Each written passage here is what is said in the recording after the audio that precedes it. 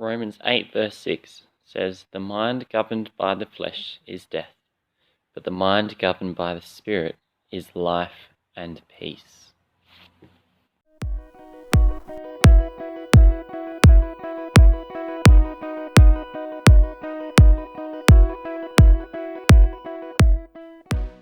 One of the hardest battles as a Christian, or in general as any person, is fighting the desires of our flesh. What does that mean? Basically, just following what our bodies and our natural tendencies, rather than being influenced by the Spirit, being guided into making good, smart decisions. Some people might think, well, what's the point of living a life where you're governed by all these rules, you are having to do all these different things? How is that enjoyable? How is that making life fun? Surely it's a better life to be living the way you want it than to feel restricted by living in a way that God wants us to live in. Surely living our own way is the better way. In reality, living under God's guidance, living under the Spirit, that gives us more freedom. I'll give an example of a sin that someone is constantly falling under. It might be something that a person is dealing with, they've been trying to bring under control for a long time. Something that's not necessarily a good thing. And at times like that, it can feel like we are broken. What started out as a person feeling like they wanted to do something because it felt right to them at the time, or because they were chasing their own personal desires, even though it wasn't a great decision to make.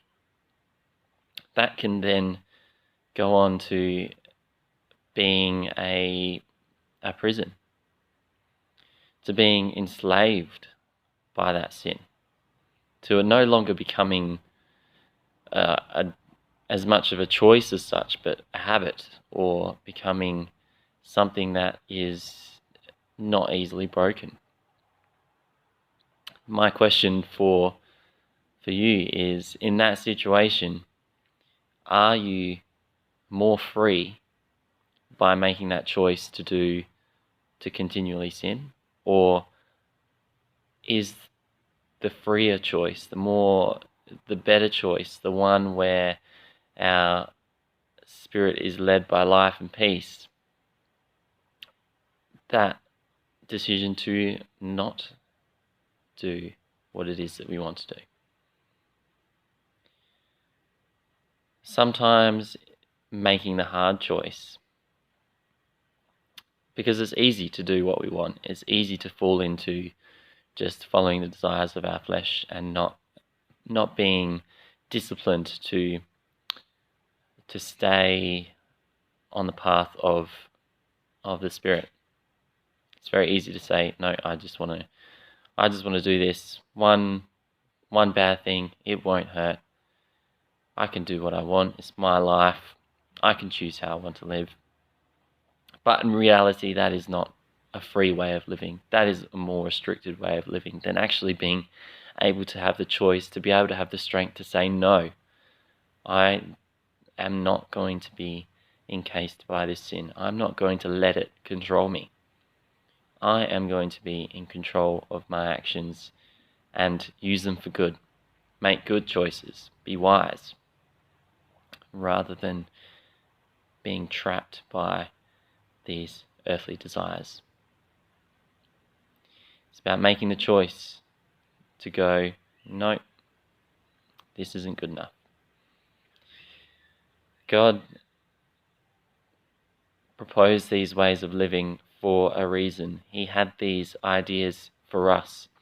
The reason why He gave us the Bible to help us live by is not because it was a set of rules that he required us to follow in order to be Christian. It's not a set of rules that we have to follow in order to be saved. These guidelines that we are given are to help us live a life that is free from sin, to help us live a life that we can take control of making good decisions, take control of our actions and be led by the Spirit rather than being led by our earthly desires, which inevitably will end badly.